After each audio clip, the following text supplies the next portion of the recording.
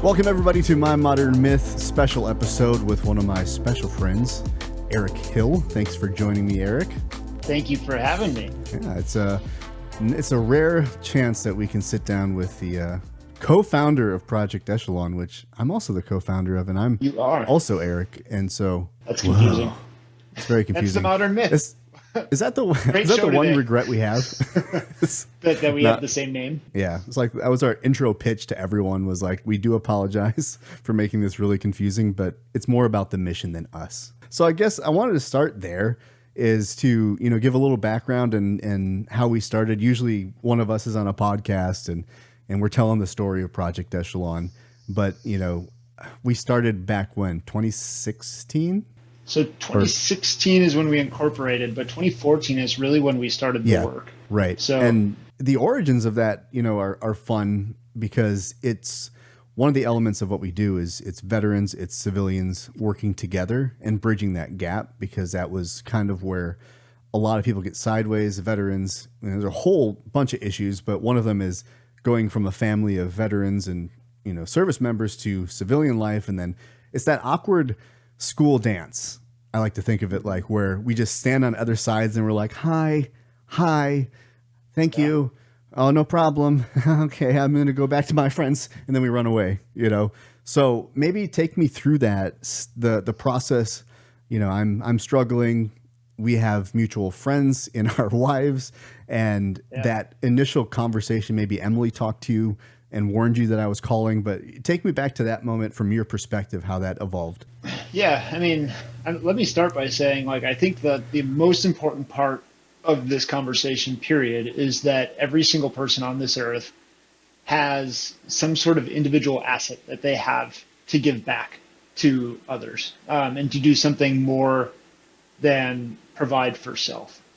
And I think this organization came out of your and my desire to take our personal passions and really callings to elevating those strengths that we have, that innate ability we have to connect with people and lift other people up and do something more with it.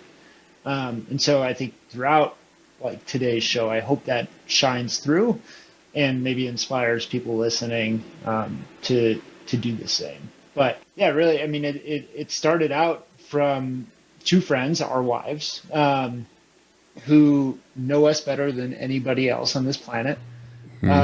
Understanding who we are, what drives us, and what our needs were in order to continue moving forward. And for me, I was and am an athlete that was pursuing an elite level of this sport, which is cycling. Had a number of connections through it, from my prior collegiate running background to my professional cycling background, but feeling very selfish in the process.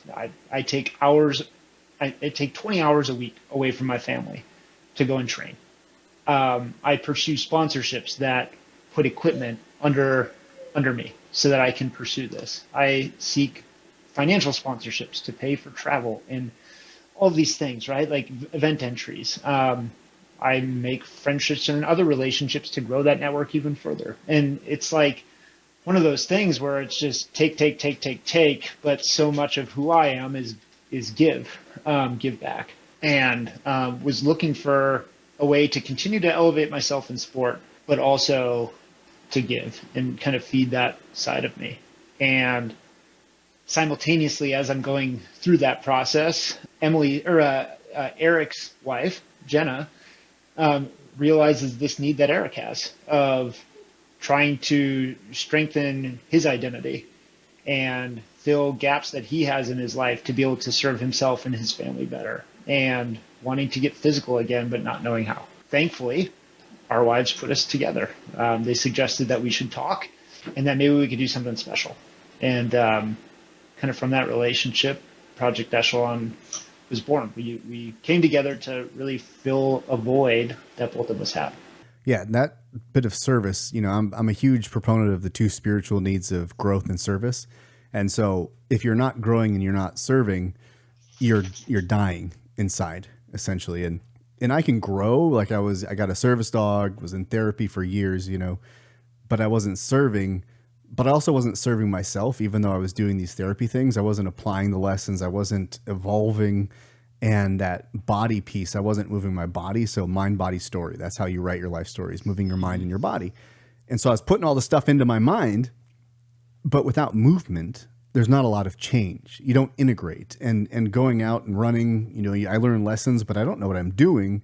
And so to serve myself before I can serve others, I'm opening myself up to relationship, which I didn't have a lot of trust. And so you being someone that I don't want to say vetted was, if my wife knows your wife and I knew you from, when I went to visit you in La Crosse, we watched Prefontaine and I thought you were a cool guy and I was impressed by your athletics, So I knew you and went to the weddings, so that we had a history. So it was a lot easier for me. And you have a sister who serves. And so there's a lot of bridges that were synchronistic, I guess you could say, to be you're the guy that's going to offer me this. And then so through that, I got to learn about you and I got to see your service and your heart. And I got to see that part of myself. And when we got done with my triathlon training and completed my first one, and you offered the idea of saying, hey, this was good. Like, I want to do more of this. Do you? And I said, yeah, well, let's make a nonprofit. And then that was 2016. And kind of from that point on, it was like, this is our course and how we continue to grow and serve. And I would argue you and I, in connecting, have both been growing and serving since that day. Yeah, no, I agree. And it's really, it's transformed into something that I think we only would have dreamed of almost 10 years ago now. It's insane from, the point that this started to conceptualize and to become something, right? We started this process, like I said, in 2014, so a decade ago. And we've both, I think, grown in ways that we didn't anticipate. And sometimes those were together and sometimes those were divergent, but we always come back to the center. And I think that's a really cool part of the story as well, is like we've been able to, because we've both grown in so many ways, been able to go and do our own things. Like you have the Modern Myth and you're doing your jiu-jitsu work, and I'm, growing the team, but also growing the organization and other regions of the country. Like there's this kind of really cool ebb and flow of the work that we do and how we always come back to center with it. Yeah, and I think that one of the important things about that too is this idea of a lot of different, I guess, self-development things. We'll talk about different, visionary versus integrator and some form of that. And I think what we had in that relationship was very much that, where you're the integrator. I would say, I don't want to say face of the organization, but you're the hands and feet for sure that pulls all these things. And maybe I'm here offering a archetype of who you're serving. And through that connection, maybe you learn more about the person you're serving. And so you're the spiritual part of it. Like you're absolutely the guiding voice on my shoulder, right? Like, not what would Jesus do? What would Eric do? What would Eric say? Bracelets coming to you soon. WWED. Sorry. But the diversion part, so we regress into this story of divergent coming back together. It just happens in so many different ways. And there's this concept you shared with me early on in 2014 when we were working together about riding loose, and how if you're riding a bike, the bike isn't going to crash you. You're going to crash it because you're gripping and you're essentially taking its natural geometric design and adding your human touch to it, which is imperfect. And so the more I grip onto life and say, no, you have to be an Ironman triathlete or you're not valuable, then I start to crash my life. And the more you maybe say, I have to be a pro rider until I'm 50 or something, the more you grip on and you start to wreck your life. And so even within these roles, you've been pivoting. And I think it's that flexibility to say, okay, I'm going to step into a more leadership role unless I'm still competitive. Maybe you're doing duathlon, maybe you're running more, maybe you're doing different races with the team instead of every race with the team. So that has permeated through both you and I, and how we've been able to pivot, but still stay connected to, well, I'm still moving my body. I'm still training. And that brings me to this concept of competitive versus competitor. You're an incredibly competitive person. I didn't believe I was, but I know now that I'm very competitive as well. So maybe can you Family how game would you night, I explain that understand, difference? brings the best out of you, brings the best competitor out of you. Family game night. What was that? Family game night brings the best Oh, competitor out of you, from what I understand. yeah. Hey, I got that third place in trouble, and I upgraded that in 2 weeks to number one, baby. Number one. All right. He's not Hey, it's proud not a or loss. anything. You gotta have fun with your kids. Like, You I have mean, to. the weird part is competitive is healthy and it can be really destructive. But when you can foster excitement in the victory and you can do it playfully with your kids, I think there's a lot of benefit in that because you're showing, hey, it's about celebration and let's just have some fun. Let's tease each other. It's not that serious. It's trouble. So I'm going to get up on the table. She's on the table and we're just hitting the plastic bubble and we're just like making the 5 versus the 3 the most epic situation. I mean, I used to narrate Candyland with my kids and that was like we were all a character. So it was like, and old Daddy B, he takes the lead and he went out a little too far. That was a double orange. We're going to see if that bites him in the butt because that was a big move. And oh, the gumdrop. He's all the way back to the beginning. I knew it. It was too much for him. He went too fast, too soon. And my kids are like, yeah. It's Candyland. Like you can have fun and be Like competitive the Kentucky wherever, Derby, but you're playing Candyland. Yeah, that's good. Exactly. So how has that been for you going from the elite competitor that Yeah. you were to the elite competitor that you're becoming now and maybe different pivots? Yeah. So it's an interesting question. The competitor, to me, that doesn't change. Like that is the competitor is my identity. Right. It doesn't matter if it's work. It doesn't matter if it's sport and competition. It doesn't matter if it's internal. If it's just myself trying to be better in some way of who I am. Like the competitor is my identity, and it's honestly what wakes me up and keeps me going on the hardest days. The competitive side of me is what changes, right? Like being competitive in professional cycling was an aspect of who I was as a competitor. At the same time, I was competitive in growing what has become the most successful team in North America. I was competitive in trying to see if we could grow our veteran population by 25% in Project Echelon year over year. If I could grow our budget to be 20% higher than it was the year previous, whatever it might be, like that.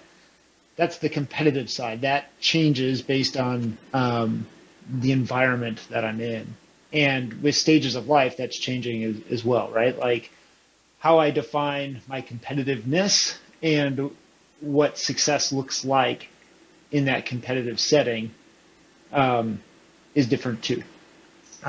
So yeah, like, am I stepping back from the most elite level of racing? I have to. I'm the oldest guy in half the races, right? And so, what success looks like and the level that I choose.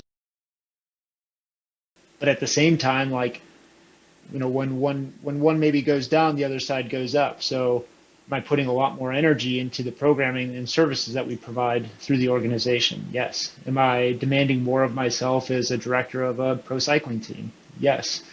Am I actually competing with myself to see if I can be a better dad and a husband? Yes. Like, so it's kind of like the bass bars on a stereo. Like one goes down, the other side goes up, right? And they're always kind of changing and interacting with each other.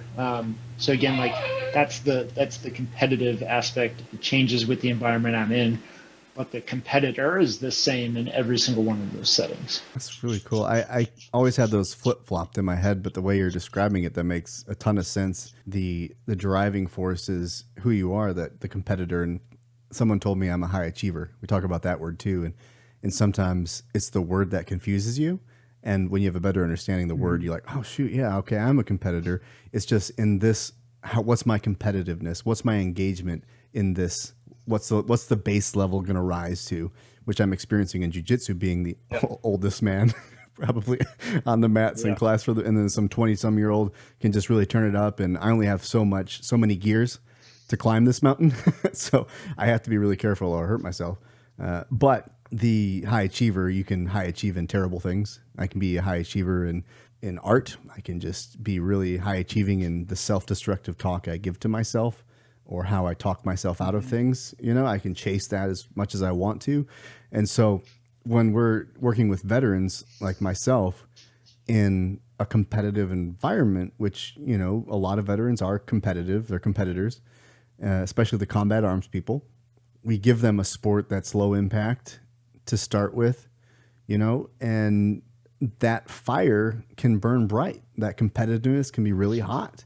But how would you go about talking about the reality of your situation? Where I was with a coach, and he told me it's great to be competitive, but if you don't have the 20 hours, if you don't have the fire, the dedication, and the time to commit to this, you have to back off. And so maybe talk about that for our veterans who maybe want to take on the world, but it's like, hey, let's just ease into this first. Yeah. You can't set yourself up for failure. That's not fair to you or the Right. people around you, right? And especially when you're dedicating an immense amount of time to something, and if you're doing that, time and taking time and resources from one place, you're subtracting them from another. And most often that's your home life, your family life, your work life, whatever that is. And so for me, like you have to set expectations that are going to lead you to success. That is the reason why we go through a SMART goal, process, or we tell people to be reflective and to set incremental goals to that one moonshot thinking goal, right? But if all you have in mind is, this is what I have to be and this is what I have to do in order to define myself as a successful competitor, then more than likely you're going to fail and you're going to regret the experience and not learn from it what you should have. And if I can share part of your story, Eric, like that was a huge part of the conversation you and I had to have about, triathlon and Ironman. Was like you went into Quest for Kona with initial aspirations and thinking of like, I want to get to Kona. And at the end of the day, like looking back on it 10 years, later, the reality of that was not, it wasn't there. If you would have went into that, and I'm going to ask you this, we've never actually talked about it. If you would have went into that and said, my goal is to finish this and to be proud of my experience and to learn as much about myself as possible in completing this Ironman, like, would you be even more happy with the experience that you had and be more fulfilled from it, do you think? Yeah, I think there's an element of that happened. I think there's a balance of you have to give yourself a shot. Like I think what you're saying is completely true. And going into Ironman France, which would have been the qualifier, I was climbing a mountain, and I've never climbed a mountain.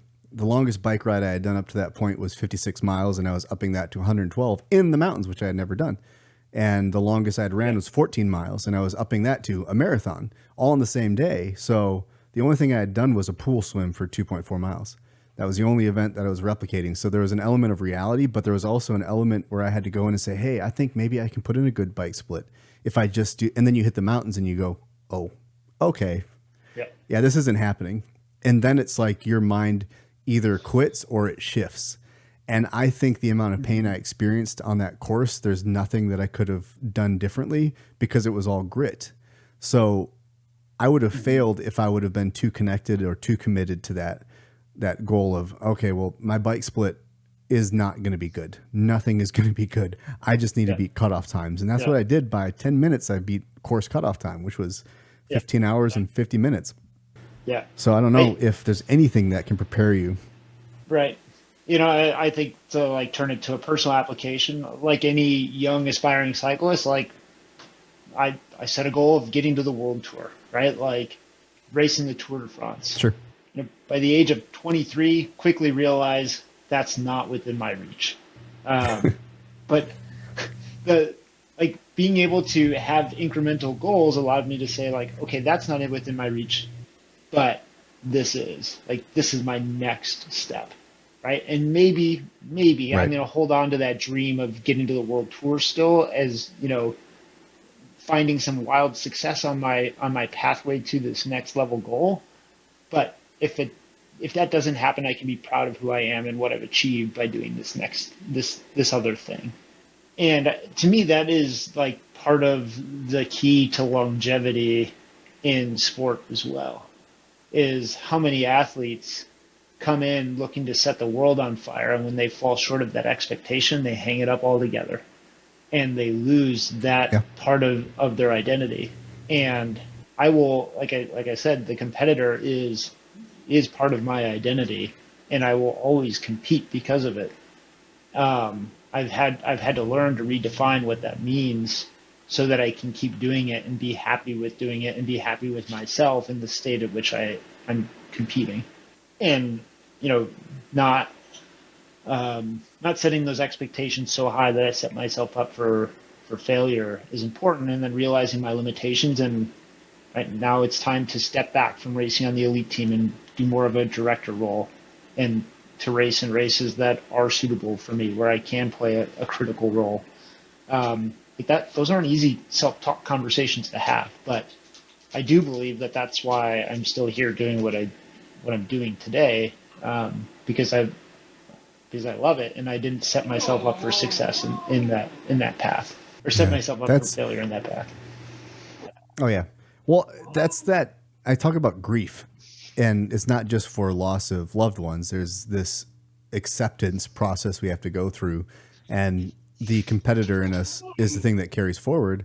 So in that time, we don't lose ourselves completely, but we are losing a part of ourselves, and that is something we need to mourn. We need to grieve that, even though we knew it was coming. There is a very small fraction of people that can have that long-term longevity. They're the exception, not the rule. And, who knows why they could do it? I don't know, but I don't think that's me, and I don't have to be that guy. There's one guy, his name is, I forget his name, is like Megaton is his nickname in jiu-jitsu. He's like 55, 60 years old. He's been doing it forever, and he still competes in the adult divisions. He's the only coral belt to compete with the adult divisions, and wins and loses, but he wins in the adult division at the highest level. That's one guy ever. So I can't look at that as a standard of like, that's who I'm going to be. I can maybe set myself up for that and say, okay, now what does it take to be that? That's what I learned from you guys. I'm going to be an elite cyclist. I'm going to win a time trial. I'm going to whatever. I'm going to be an elite triathlete. What does Adam Hill do? What does Eric Hill do? What does Matt do? What does Peter do? Anyone. I'm just looking at them and I'm like going to team camp going, that's what they do. I'm not doing any of that. So immediately I have to have a cold water plunge, a wake up call saying, if I can't do that, I need to readjust my expectations around this and shift some goals, because I'm not. I knew that. And that was a painful process, because I had that story of, I'm a co-founder of a nonprofit that has an elite cycling team. And I told myself a story that said, I have no credibility in this organization if I'm not an elite athlete of some kind in this endurance sport world. And I think that was really unhealthy for me. And you supported me through a lot of those conversations, because as I let some of that go, I started to find more peace. And maybe that made me more effective. Yeah. Maybe it didn't, but it brought me more peace. And when you're more peaceful, you can have a lot more to bring to the table. If I was Would you agree with that process?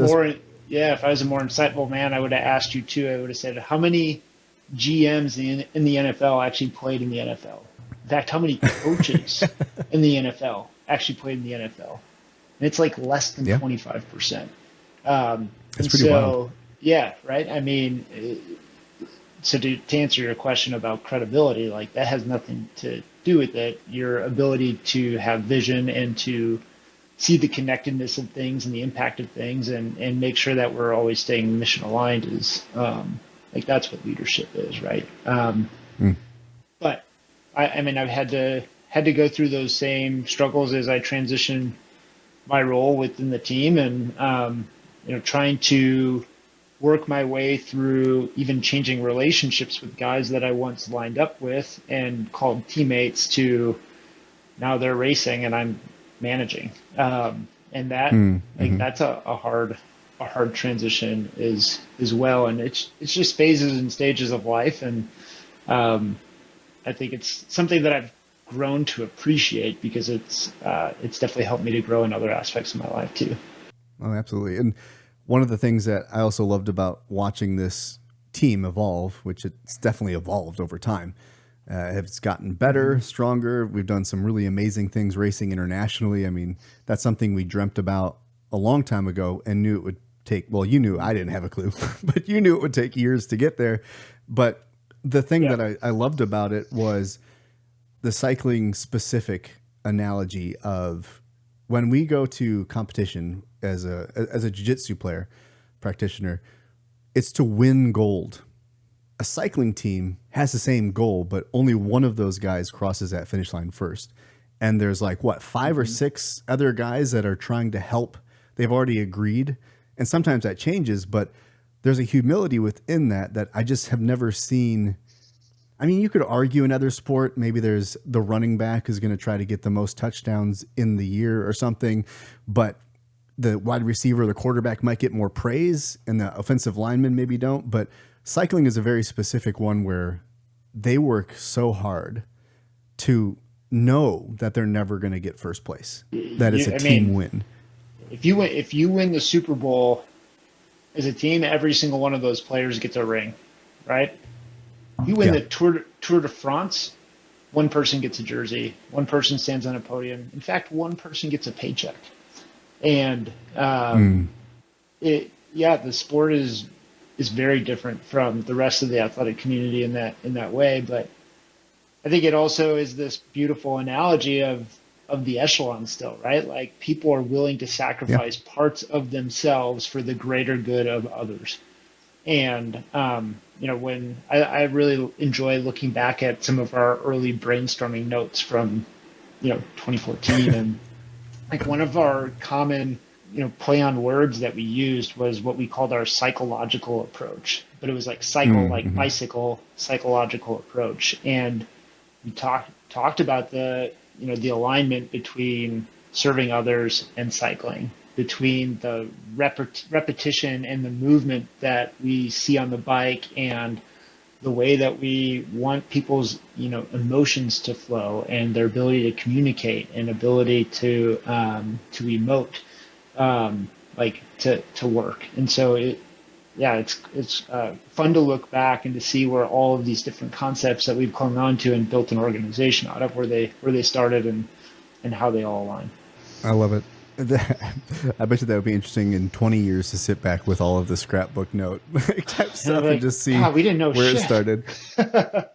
Yeah, Yeah. yeah, We're about to do our first gala event, and it's like, well, there has to be a first of all of these moments, yeah. and it's going to be fun to look back at them. But the definition of success is kind of hitting me now as you've been kind of talking about it, and how recently I've been redefining what success is. And I'm going to tell you what I've been thinking about, and then I'd like to hear maybe how some of the more nuanced definition of what you're considering successful, because we can talk about onboarding X amount of veterans, raising this amount so we can serve. Like all those are winning certain races, developing talent, success is that way. But what I've been finding for me, my definition of success is how many people am I bringing along with me? How much of an impact am I leaving? And my success is when I go into a locker room, no one's talking until I talk. And then as soon as I talk, everyone's talking. Like to me, that's a success, because I'm not, me, I am not a gregarious person. I'm not the guy at the gala event shaking hands. I'm hiding behind your shoulder waiting for you to introduce me because I don't know how to handle this. So for me to go and say, oh my gosh, I'm starting conversations, it's very minimal compared to what an average person would do. But to me, it's a huge success because I would not have done that even 2 years ago, 3 years ago. So I'm curious for you, have you been finding new ways to define success that maybe are untraditional? Yeah, I think for me, it's the number of people who are willing to, for the lack of a better word, take up arms with me and fight the same fight with me, and to say, I want to be a leader with you in this. That says that one, I'm leading a mission that others believe in. Two, that I'm empowering others to lead in it in their own way that's meaningful to them. And three, that it's bigger than me, that it's something that will live beyond me. And my background is in education. I think that's kind of why I'm in education, is like that's how you feel as a teacher too, right? Like I'm successful when my kids can be successful without me. And that's kind of how I feel about where I am today with the veterans we work with and even the athletes we have. Like my biggest thing for them is like, are they going to be successful? Are these pro athletes going to be successful when they're no longer pro athletes? Have we developed the whole human enough where they're proud of this so that they can be successful in that? And the same with with our veterans. They come in, okay, so we've set this goal. We're on this journey towards this goal, whether you've achieved it or not. Have you learned enough about yourself to be successful in the next goal that you set, even if you failed in your first one? Like that to me is, how I've started to view success. Is raw numbers and just going for volume. And you and I've always agreed on this. Like our goal is never to be, maybe it will be someday, just by happenstance, but like our goal is never to be 100,000 strong, and have that many members, right? Like that number is absolutely meaningless if there's no outcome greater than just saying we have this many members. I'd rather have 10 members who change their lives as a result of working with us than 100,000 that just, filled out a registration email form for us. That's that psyche over physique little thing that I always cling to, because it's a result. I mean, if you're doing that, if you're that successful, there's going to be 100,000, or there's going to be more than 10, we'll say. And to me, that's the real success, is getting to a place where your movement in this world is creating movement in others to join and to desire growth, to desire service, because we live in an age of plastic and superficial and trends and TikTok and things that have depersonalized a lot of the interpersonal needs of the spirit. And it's good to have significance. You need to have structure, stability. You need to have variety. You need to have connection. If we can't get love, we'll take connection. And so it provides all those things. But if we can't connect with growth and service, then we're just coping and we're just living, surviving.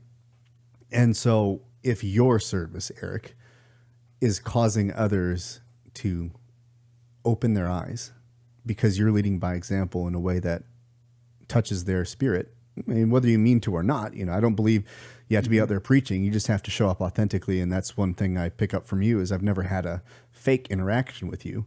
And we crave that now. We crave real. And if that's the recipe, then how cool is that? That all we need to do is be authentic and dedicated to growth. That competitor still lives in us, and we're not going to stop because the game's not over. And all we have to do is keep showing up. Keep showing up. That's the message. That's the punchline. Is when you show up every day with intentionality, good things will come. And that's the nature of the echelon. It's easier to show up when you've got a handful of other people that are feeling pretty strong right now and you're not doing so great. Well, they're going to help you. And they know that one day they're going to feel weak. Maybe it's only once every 3 years. I don't know. Maybe it's once a month. But there's going to come a time when you got five dudes in your corner and they pick you up. There's going to come a time where that person's not doing so good and you're strong and you're going to pick them up. Like that's, even though there's in a cycling team usually one winner that's set up to win, they're still part of the echelon. They're still part of the rotation. They might take maybe they get in the back of it more often. Maybe they're not leading the tip of the spear as often, but they're still playing. They're still pulling their part. They're still doing what they need to do. And one of my favorite stories is, even in those moments of a cycling team, there's moments where you, even though you're not the one set up to win, that you have to step up and win. And when you can do that for your team, it changes the culture. And Hugo Scala, I think that ride will always be, I think forever, one of the most cherished moments in this experience that is Project Echelon. And I would like to hear your thoughts on what I just said about that as a cycling enthusiast because you can relate to it in a way that I And simply can't. to me, those are the most beautiful days when um, we look at a. I'll just keep on the sporting analogy, but like when we look at a course and we're like, all right, we're sending 80 you guys out there. Two of you have a chance to win. Everybody else, your job is just to get to the damn finish line. We don't care Mm-hmm. how you do it. You just got to get there. And then all of a sudden, somebody finds themselves at the front of the race. Their job was just to get to the finish line at the beginning of the day. And now their team, they know their team is sitting there relying on them to win. And they're able to step up to the occasion because they know that they've got six guys that are sitting back there, standing in their corner, rooting for them, and doing everything that they can to give that person that opportunity that they've always dreamed of. And yeah, I think that that Hugo's ride at national championships a couple years ago in the break, and I think Brad Soder said it best. Like, this guy has died 6 deaths today. There's no way he's going to come back from this. And he came back one more time and covered the biggest move of the day, just kilometers from the finish line, to make sure that Tyler Stites would end up on the podium. And yeah, it's a day that people still regularly talk about. I think it's definitely something that's defined what Hugo's capable of and what keeps him hopeful that someday he's going to rise to or above the level of Tyler. And like that is the coolest part of a team is Tyler wants that for Hugo. Hugo wants that for himself, and we all want that for him. Mm-hmm. And so like though we level each other up, we hold each other accountable. And we make sure each other's getting the work done because like I need to be able to rely on you when I need it most, and vice versa. And the same is true in a family. The same is true in a company. The same is true, and that's why we believe like sport can be a tool to help people learn more about who they are and how to be successful post-service, post-military, how to be successful at home, in their community, in the workplace, as an entrepreneur, all of these things, and why we've been able to get the momentum that we have with community partners outside of, traditional military supporters. I wish I created this, but it's essentially what the first meetings between you and I did for me was, it was, in the Army, I was running 7-minute miles, and then it had been years had passed and I couldn't even run a mile, and I felt bad about myself. So it's really starting to get back in physical shape, right? But then you start doing that and you start learning these lessons of what sport has to offer, and how you do one thing is how you do everything. That's a really common expression. Mm-hmm. And it's true. Like the way I didn't know about it, that I was doing it, but I had those conversations with myself on runs, up hills, and on rides and different things. Really, a lot of it was running related at first, because I kept quitting 90% of the way up a hill. Because running is damn hard. Running is hard. Yes, it is. But when you're running up a hill, it's like harder and weird, right? Like gravity or something. I don't know. But it was always at the same point. And I'm like, why can't I do this? Why can't I get up this hill? And I was like, do I do this anywhere in life? And it hit me that I did, that it was always the last 10% of any project that, the tedium. And I'm just like, I don't want to do this. And so I was like, well, what if I just don't quit up this hill, and whatever happens, I pass out? I don't know. And I made it up the hill just fine. Nothing bad happened. And then I saw there was another hill, and I was like, I couldn't even take the victory of getting up that hill because I saw the next hill, And it's like, what the hell's wrong with me? Like, enjoy this moment, coast down this hill, because it's going to be easy for right now, and then we'll deal with that hill when it comes. But we're not going to rest on a laurel. We're not going to take the victory. But when I do exercise every day, or 3-4 times a week, it's a training ground for me to make a choice in sport that I can then make a choice in my life. Because if I can do it on a run, I can do it in my life. And sport is, for me, the only consistent arena that I can engage in weekly, multiple times a week, and test my mettle, not in a way that I'm like throwing up, but addressing the weaknesses or the perception of weakness or my proclivity to quit in this moment and keep going. And when you build those muscles and you think about it in the way that this is a reflection of my life, your life changes. And that is the gift of sport.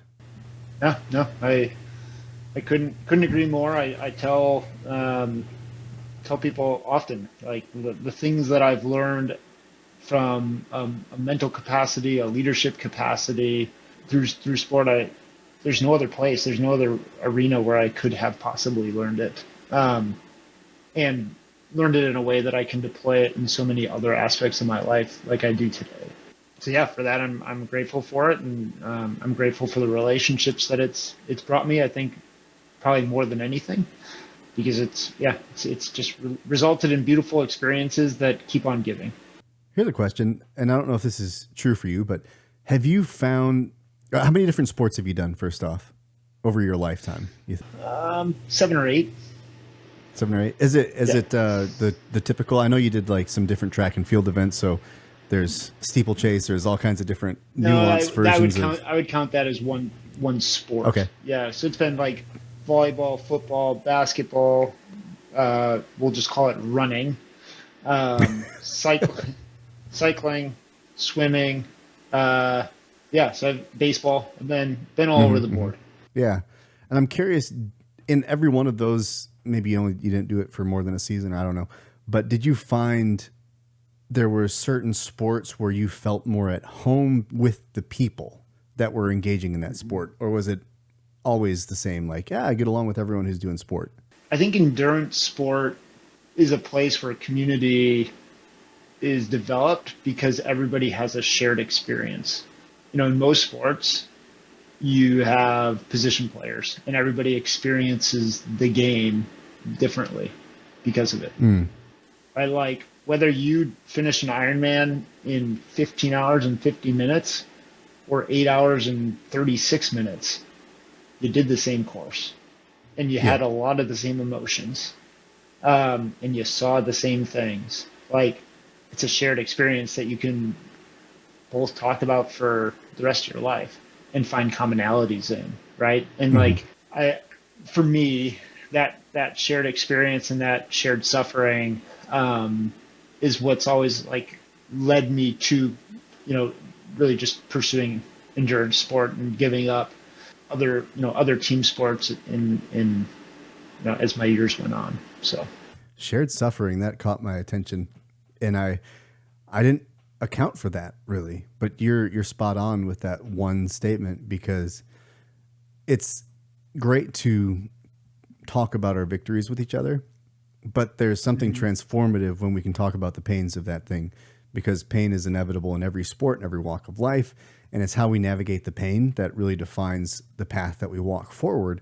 And the community really rallies around in that moment. That's going to change everything, because you can compliment me. Oh, great job. You did awesome at this thing. And I'll feel good.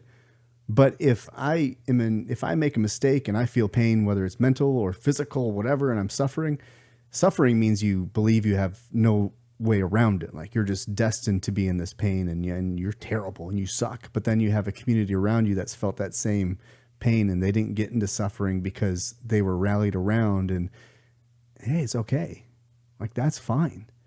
What you do after that, that's going to define whether this situation was a terrible situation or a learning experience. And in jiu-jitsu, I have a like-minded concept, because it takes a certain mental capacity or state to go into endurance sport, just like it takes a different mental capacity to go wrestle.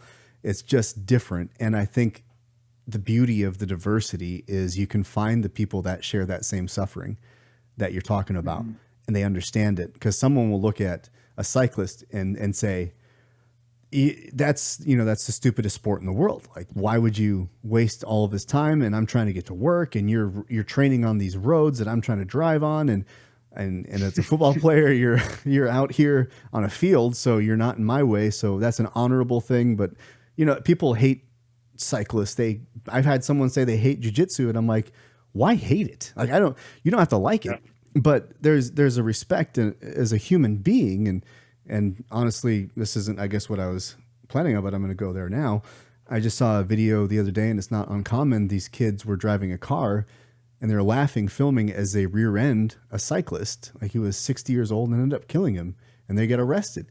They were like teenagers.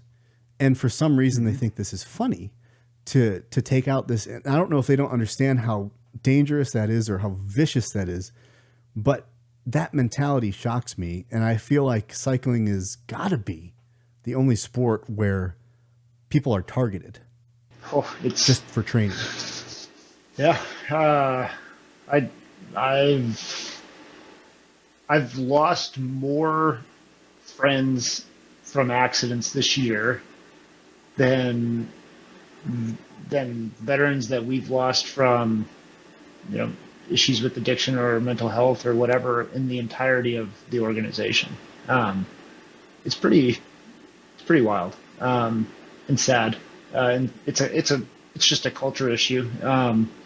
With, like you said, people being self-serving and their agenda is more important than yours, kind of thing. But at the same time, like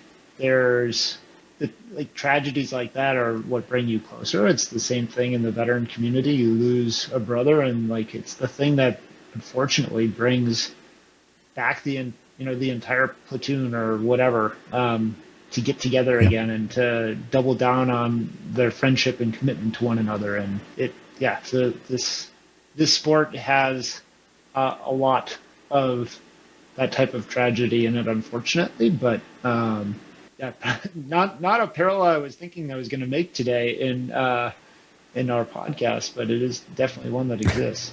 Yeah. Hey, it goes that way sometimes. But the weird part is you mentioned the veteran number, and as a nonprofit, we can do a lot to help with that. I can't do anything to change the mind of a driver because they're not listening to me. They're in their own world. So there's a helplessness that can creep in, but there's also a confidence within you to, who was it? I forget, one of the riders, crushed pelvis, and Ricky, he went through some terrible accidents. He got hit three times. Yeah. And I remember sitting down with him being like, how do you come back?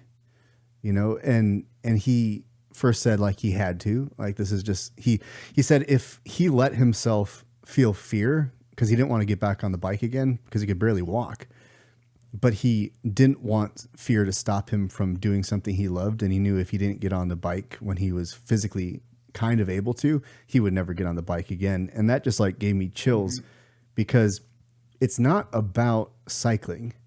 It's about fear not controlling your destiny. And he is one example. Like, this is why I love the men of our team and why we having a cycling team is so foundational, because mark my words, Eric, in 20 years, we're going to have a book worth of stories from the experience of our riders that directly correlate to why sport makes mental health better. Even though there's tragedy, adversity, because resiliency grows out of these things. Without it, we become soft. There's no challenge. There's no stressor. There's nothing to overcome. There's nothing to grow through and grow together. The last time I saw my unit was when Sergeant Rupert committed suicide. You're right. But without that tragedy, we've drifted apart. Then we had a social media coming together because we lost one to COVID in 2020. That was a brief moment. But without these challenges, we don't find this connection. And it's very sad to me because I don't want it to be that way. But what we can do is accept that these realities are real. What are we going to do with them? I choose to be inspired by people like Ricky, who have done something that I would be so afraid of, but I can let that inspiration hit me and be like, where am I letting fear control me? And where do I need to stop it? Because there was a guy who got paralyzed this year in jiu-jitsu because a guy did something and broke his neck. Should I quit? Should I stop? Well, no, I can't let that stop me. I can let it make me smarter, and be more cautious. To me, that's the lesson. I don't know. What do you take away from Ricky's story? I think it's exactly what you said. Like, you can't let fear and you can't let struggle control your your pursuit or your endless pursuit for doing what you love. Like in every pursuit, there's going to be a barrier that that comes to be, and we can choose to hit it head on and break through it, to go around it, or just turn around. And I think, and just like you're talking about your running experience in hills, like you could have just turned around. You could have went downhill and had that easy. You could have kept on running, but running the other direction. Mm-hmm. But you chose not to, and like that trains us to be more resilient when other difficult times come. Right, like there's always going to be something worse down the road. Like, and am I prepared to meet that moment? I think that like the life story that athletes choose to tell by challenging themselves mentally and physically on a regular basis, they're more prepared for those moments than those who are not. And to me, that is the power of sport. I'm going to bring it to a close with this because it's maybe not where we planned on going, but it does highlight the origins of the organization in this way. When we started, I found myself doing a lot of things that caused me to run away from PTSD, caused me to run away from my traumatic brain injury, caused me to run away from the doubt and this, the positive self-talk I probably needed to have with myself, or any opportunity, any success. I ran away, and sport switched this thing in my brain that said, well, you need to start running towards these things. You need to use this vehicle to go head on into this arena, which is the struggles that you're hiding, you're running away from. And we don't want to sit still because we're afraid it will catch us. So we keep doing mindless activities and numbing with substances and experiences that maybe are causing no growth, no service. So if I'm not growing and serving, I'm dying. And if I'm not, I'm doing things that prevent me from running towards the issues that I have. And they compound, they compile.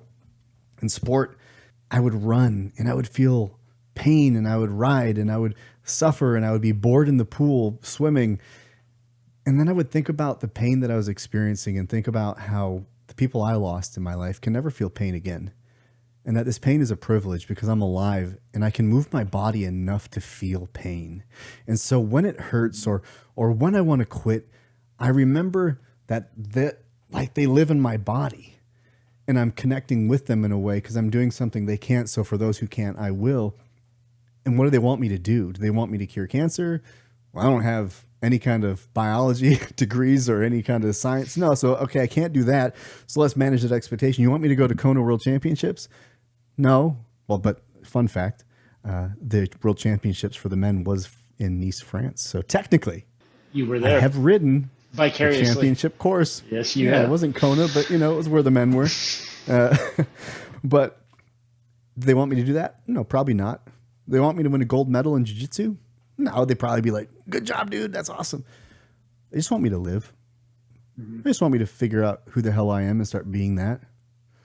This is the hardest challenge we'll ever face, is to figure out who we are. And Mark Twain said it best when he said, 2 important days in a man's life is the day he's born and the day he figures out why. And that figuring out why is what sport helps to unravel. And when we start to figure it out, we start to grow and we start to serve, and maybe we pivot, maybe we change.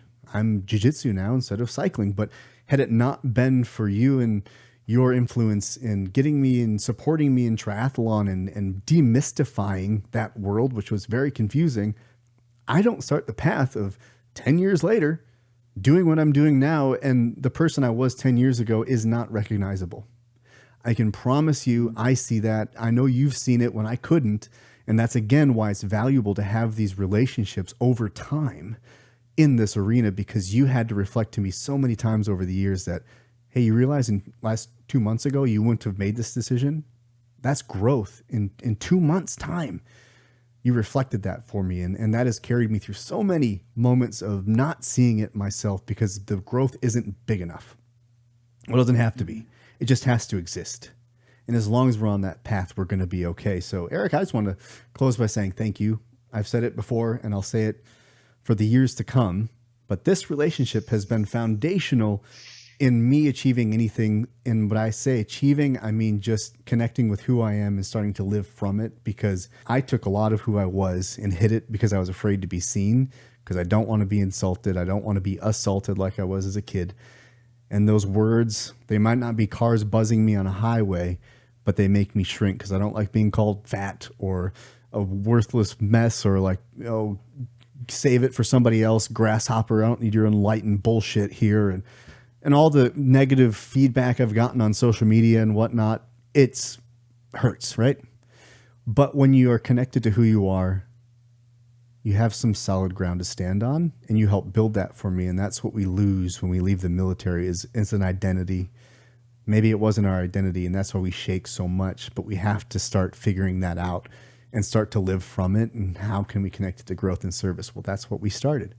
You allowed me to grow and serve alongside you in a way that I was your partner, not like, come along, Eric.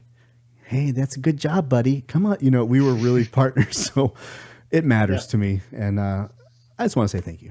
Well, and thank you, because I certainly wouldn't be doing this in the capacity that I am and with the longevity that I have if I didn't find greater purpose with it. I would have been like most every other athlete, where you're washed up, your time is done, and you move on, and you go to your 9 to 5 every day. And I'm grateful to not be in that position and to still be doing what I love, and to be doing it with a purpose that's greater than self. And that was the original reason for it all. So we can continue to be grateful for each other. Yeah. You're not washed up. You're just polished. Finally polished, Eric. Ready to do your next thing. I appreciate the insight. Yeah. Well, all right. That's going to do it for this episode. And thanks for joining me, Eric. And until next time, journey well, my friends.